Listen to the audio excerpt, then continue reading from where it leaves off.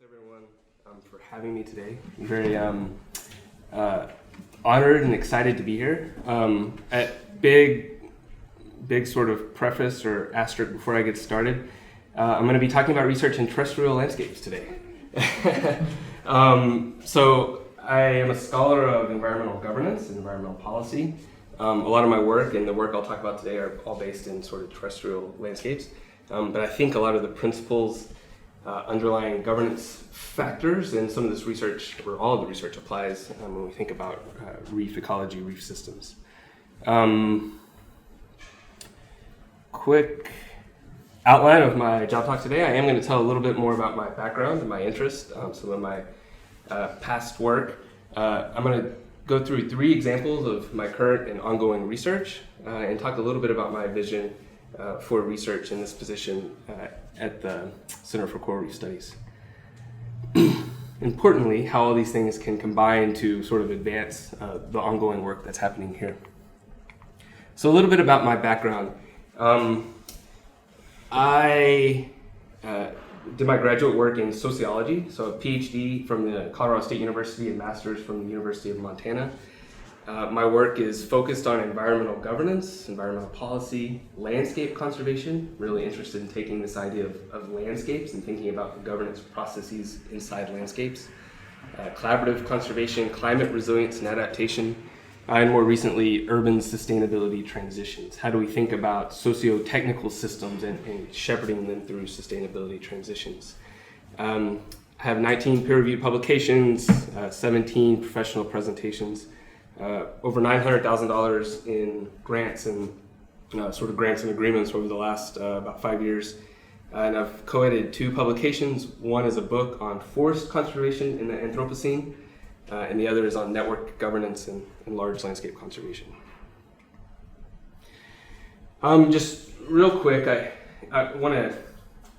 my work is theoretically informed, it's empirical, but I also really work to develop relationships with policy and practitioners. And I think that's really important. One example that I just want to highlight, about 2 years ago, I was invited to serve as an expert panelist for National Academies of Science panel. The Department of Interior, which is in charge of managing natural resources in the US, was working on designing metrics for evaluating how they engage with non-agency stakeholders. And so it was a really neat deal in that those metrics, we developed some metrics and started to pilot a program, and then the administration changed and all that's been put on hold. But I think it's really important in that sort of point. We'll reemerge here in a minute in some of my research. But I think that engagement with natural resource managers, with policymakers, is really important. I am a very active peer reviewer for 15 different journals. I'm an associate editor at Frontiers in Ecology and Environment, and I'm a board member for the Social Science Working Group of Conservation Biology. So to get into some of my research, ongoing kind of research, if we think about collaboration, if we think about network governance, if we think about polycentric governance, if we think about multi-level governance, all these different theories of governance, right? They're all going to be really important for the future. They're all really important for thinking about natural resource transitions. They all really have this collaborative dimension. There's something about these different theories that invoke the notion that stakeholders work together to achieve environmental outcomes. If you go back through the way that we've thought about building capacity for this type of governance, or the research on this type of governance, there's essentially 3 waves of research. The first focuses on individuals, so thinking about individual leaders or functional areas within resource management agencies, and how do you build that collaborative leadership capacity. The second focuses on processes. It's real process-oriented, it's goal-oriented, thinking about the processes that are involved when stakeholders come to collaborate together, usually towards a very defined goal. So lots of efforts on forest restoration in the US are based on, lots of research were based on this goal of forest restoration and the types of processes that facilitate that. And then the third is a focus on building system capacity. So what do we think about when we say the word system capacity? What kind of capacity is necessary to solve complex social ecological challenges? What kind of capacity is necessary to build resilience? And this is where we really get to notions of collaborative environmental governance for collective action in social ecological systems. I think this is really the kind of the frontier of research in governance and in this space. It's really where my interest and my work is focused. I'm going to go through 3 examples here of research in this space. The first looks at motivations and barriers for large landscape conservation in Texas. Texas is a really unique institutional context because it's 96% private land. So what does that mean when you're thinking about large-scale ecological processes on a whole bunch of different parcels with individual landowners making those decisions? The second is looking at a systems-level collaboration in the Crown of the Continent area of Montana. It applies notions of social capital and how we think about social capital towards adaptation. And the last example is measuring robustness. What do we mean and how do we think about the robustness of governance regimes using some work in the Northwest Boreal of Alaska, the Yukon Territory, and the Northwest Territory in Canada. So Texas is this really interesting space for a whole number of reasons, most of which I won't go into. But one of those reasons is that it sits right in the middle of the 100th meridian. And the 100th meridian typically is the meridian that's divided the wet east of the US from the dry west. And what precipitation and climate models are showing is that this meridian, or this line that separates the wet from the dry, is shifting to the east. All the major metropolitan areas in Texas sit like right on the 100th meridian. So this has really important implications for water in all these cities. What we're also seeing in central Texas is exponential population growth. By 2050, the central Texas region around Austin and San Antonio is expected to double in population, and the impervious cover in this area is expected to triple. So we're seeing the shifting precipitation patterns along with this explosion of growth and development. So it creates this really interesting context when we think about large-scale hydrological ecological processes and how different stakeholders within an institutional landscape of private land work together to affect change. So this research is qualitative. We did 36 interviews with key stakeholders, mostly nonprofits. We recorded and transcribed these interviews, and we used software in vivo for data analysis. And we really took a grounded theory approach, thinking about how do we think about large-scale collaboration within this context, within this institutional context, and applying that to different theories of environmental governance.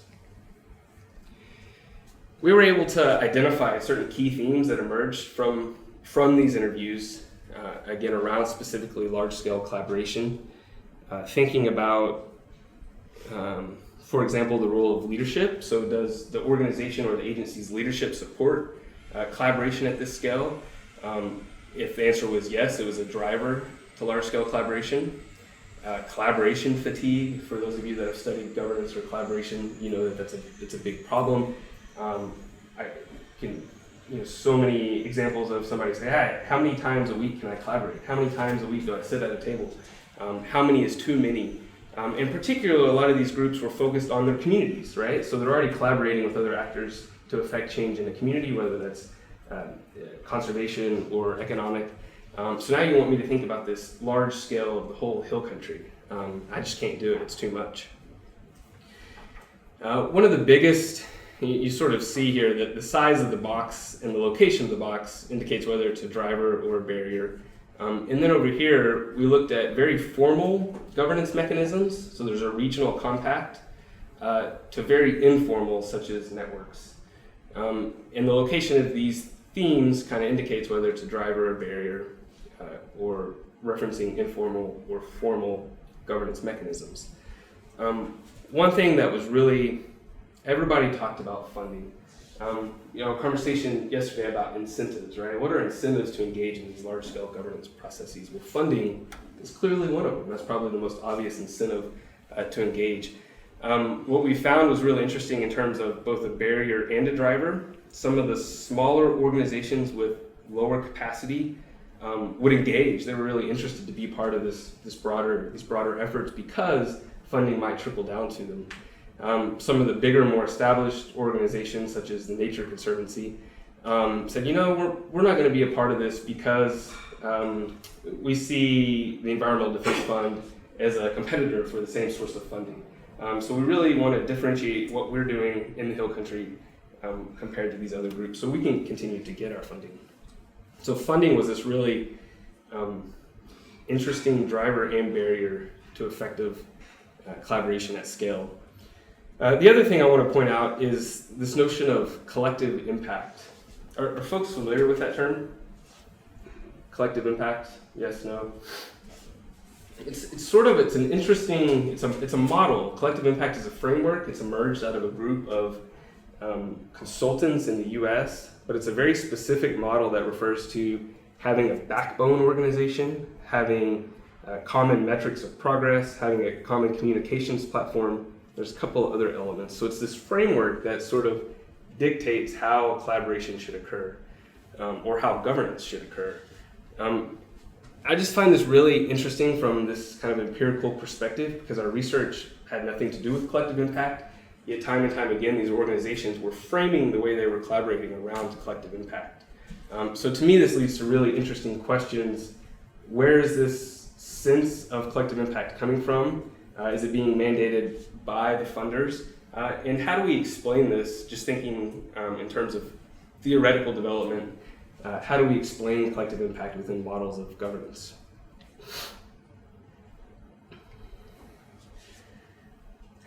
Just a little further analysis of what we were hearing when we heard folks talk about collective impact and some of the principles that emerged, having diverse partners, building trust, being adaptable, and starting small. When you sort of ground this in theories of collaborative environmental governance or collaborative governance, you see these are kind of common themes. But again, I kind of question, how do we think about these common themes? How do we think about contemporary theories of governance within a collective impact model?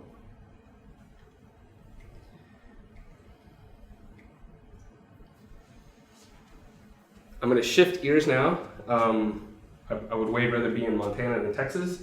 So now we're going to Montana. This is the Crown of the Continent region. It's about an 18 million acre landscape in Montana, British Columbia, and Alberta. And what you're seeing here is an overlay of the land tenure, the management areas in the Crown of the Continent. We've got that's the international boundary separating the US and Canada. This is Montana, this is Alberta, this is British Columbia. What you see is a whole sort of a matrix of land tenures, of management areas, of authorities, of administrative boundaries. It's a real checkerboard of ownership. This is important because when we think about landscape scale connectivity, when we think about water management, when we think about migration of grizzly bears or wolves, to affect any of those ecological processes at scale is going to require coordination and collaboration across a whole wide variety of actors. What this research looked at was a particular grant that came from a foundation, the Kresge Foundation. The grant lasted 3 years from 2013 to 2015. Our data also includes data from 2016. And the whole grant was designed to be systems level, and it was designed to build adaptive capacity to climate change. It was known as the Adaptive Management Initiative. The money flowed through a university, but it flowed through this, it was re-granted from one entity to different community and NGO partners across the landscape. Over $800,000 were distributed over those 3 years to 45 different projects. What we wanted to do is demonstrate, our research question was, what is the effect of this on social capital?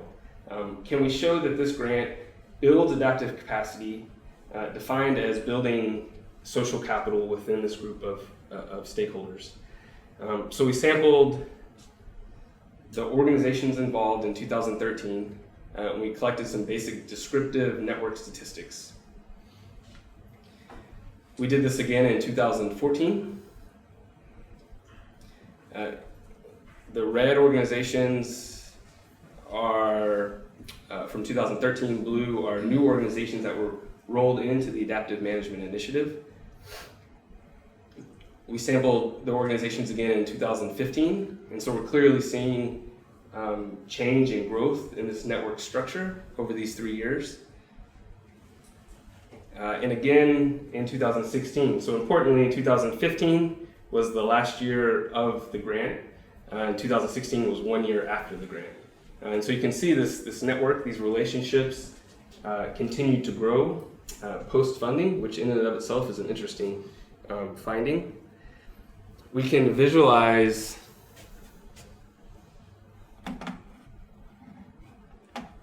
this network and how it changes over time.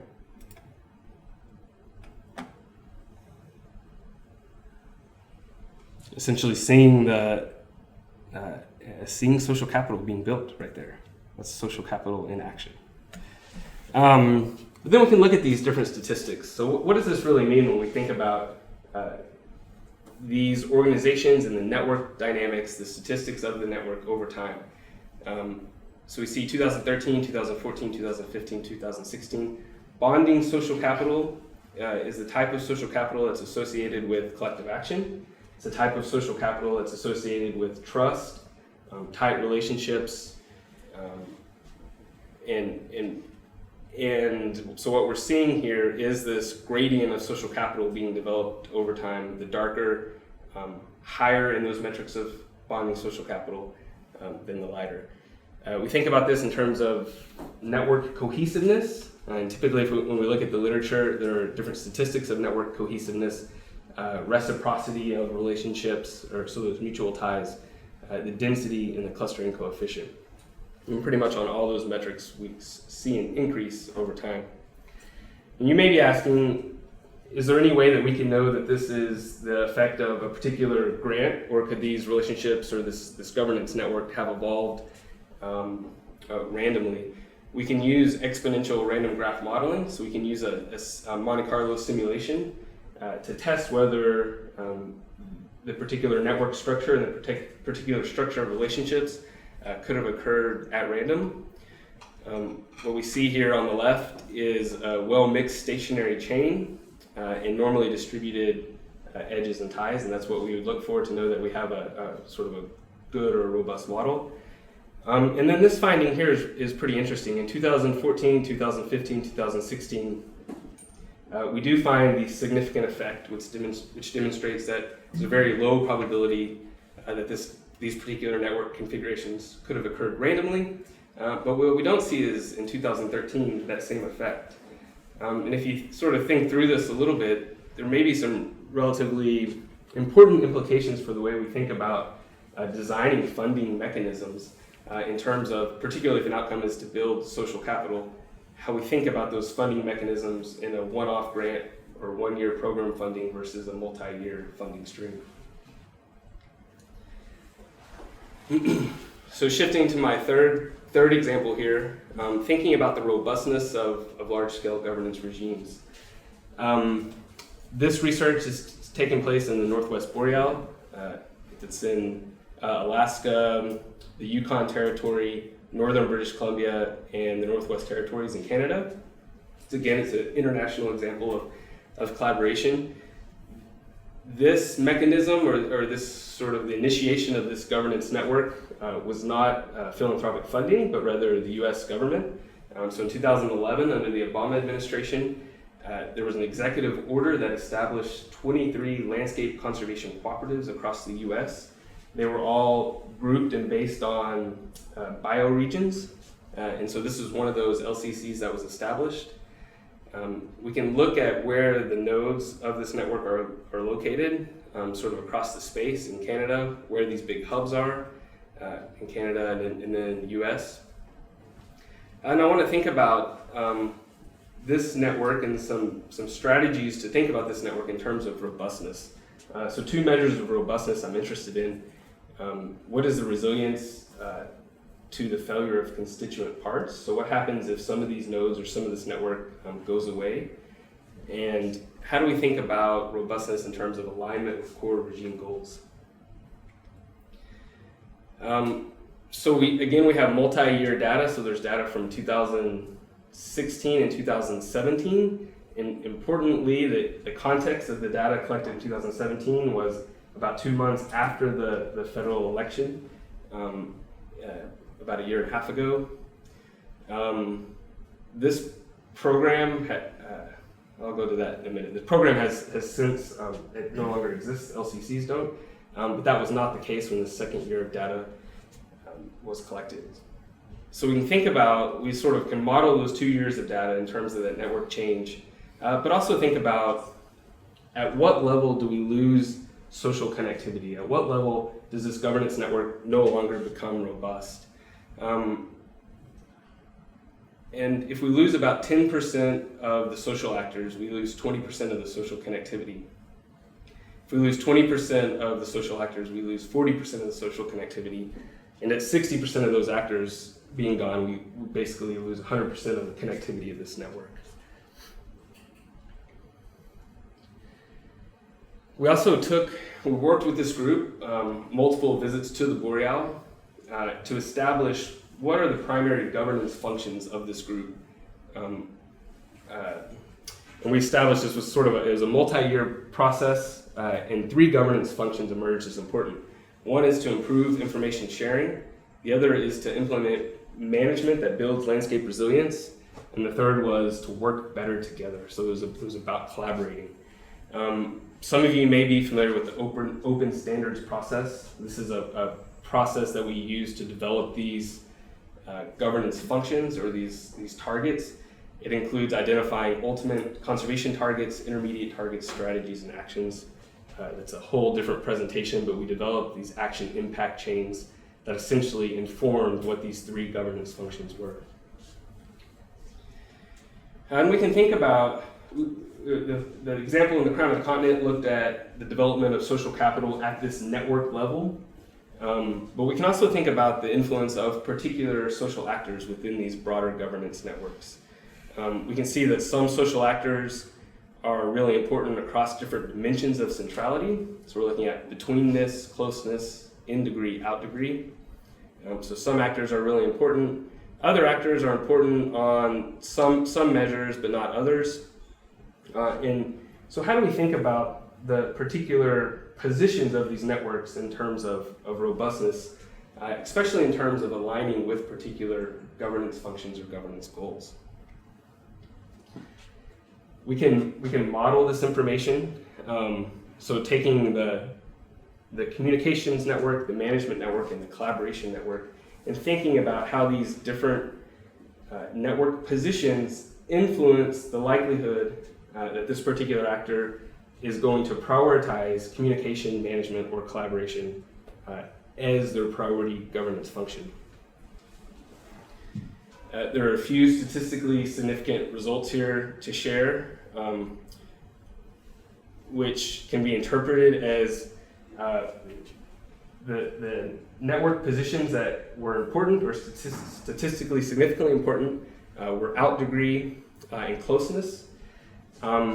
So for each additional out degree that a organization or agency had, an out degree saying, I work with you, I work with that actor, so it's a connection that's going out. For each additional out degree, an organization is 10% more likely to prioritize communication as the core governance goal. For an inverse relationship here was found. For each additional out degree, an organization is 10% less likely to prioritize collaboration. So the more connections I report having, the more likely I am to prioritize communication. The more connections I report having, the less likely I am to prioritize collaborating.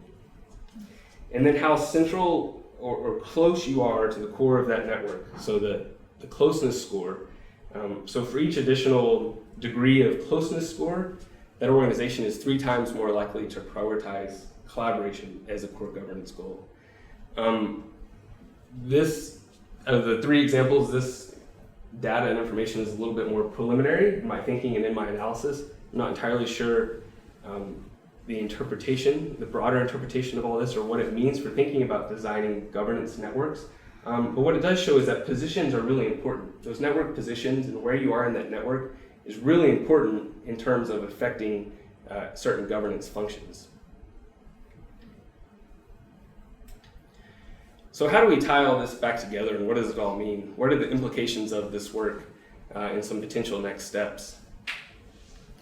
I think the conceptualization of collective impact as a form of environmental governance, I think these first two examples are really a bit broader about what is the role of philanthropy in shaping environmental governance. How do we think about collective impact models theoretically in terms of forms of governance? Is this something that's only based in the States? Is this something that's only based in Texas? Or is this something that we may be seeing across the globe? What would different case studies in different ecological contexts illustrate about this, the reshaping of environmental governance in terms of this particular framework? Similarly, how does philanthropy instigate a process of creative destruction? So the example in the Crown of the Continent demonstrated that philanthropic funding reshaped those relationships and those actors. It built social capital. It built adaptive capacity in terms of these social elements. But I can guarantee you other examples would show negative impacts of that same source of funding and how that shapes relationships and environmental governance regimes. So what are the implications of philanthropy within that context? I think there are certain forms of power that philanthropy has in the way that it gives money and picks actors, picks winners. What theoretical frameworks can we think about in terms of the power mechanisms that shape those governance regimes? Michel Foucault, in his theory of governmentality, would be a really good place to start in thinking about that sort of subversive form of power and shaping particular actions.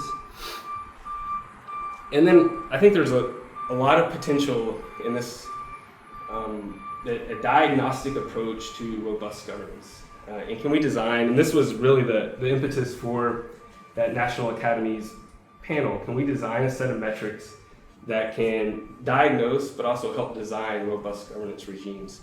I think what's needed here is a larger set of case studies that includes some of these network analysis metrics.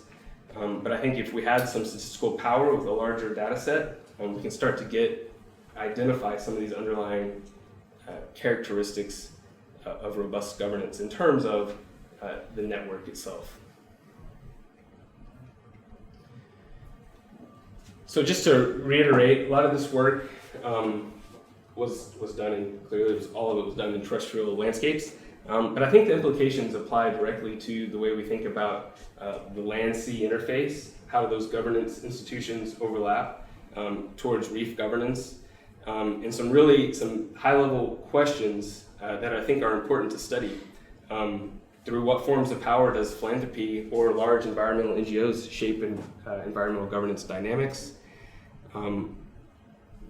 The type of research and the research locations around the world provide an excellent set of case studies to go in and gather some of this governance actor data. So there's a lot of potential here to build a big database on characteristics of governance actors across the globe in coral reef context. And I think there's a lot of room. The first example was about sort of process, power, agency in terms of what motivates actors to act a certain way. The latter two examples were about structure, but how do we think about agency or power and structure in one cohesive theoretical framework? How do we conceptualize that in terms of multi-level governance regimes from international actors down to local communities? So I think there's a lot of space to work with, in particular, different social theories to advance theoretical conceptions of environmental governance, whether that's polycentric governance, multi-level governance, etc. That's all I have for today. I'd love to answer any questions that there may be that may have come up.